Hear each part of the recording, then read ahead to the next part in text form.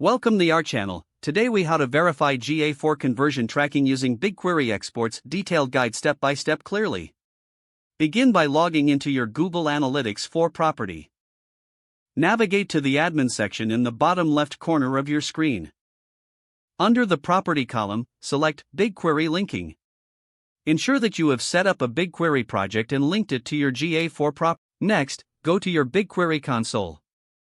Select your project linked to the GA4 property.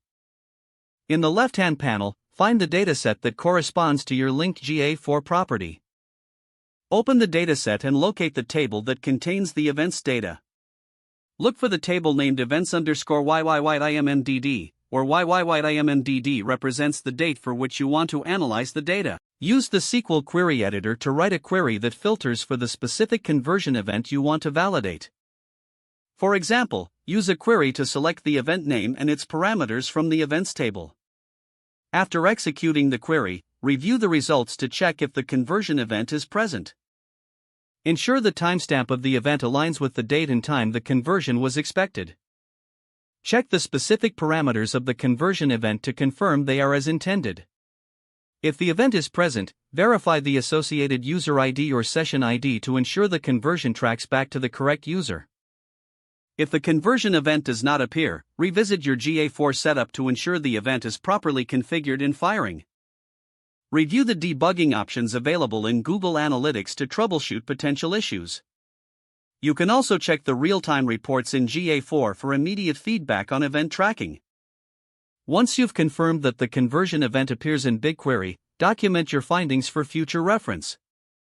This verification solidifies the accuracy of your GA4 conversion tracking setup within your BigQuery exports. If the page does not load, refresh the browser or try again in a private or incognito window. Make sure you are using the correct email address, then retype it carefully to avoid small typos. If your password is not accepted, use the reset option and create a new strong password you can remember. Check your spam folder for verification or security emails, then complete any requested confirmation steps. Enable two-factor authentication if available to improve account security and reduce unauthorized access risk.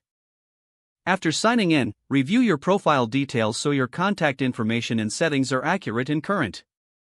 If you see an error message, note it down and try again after restarting your device and internet connection. Log out when you finish, especially on shared devices, to keep your account and payment information secure. If the page does not load, refresh the browser or try again in a private or incognito window. Don't forget to like this video and subscribe to our channel for more step-by-step tech guides.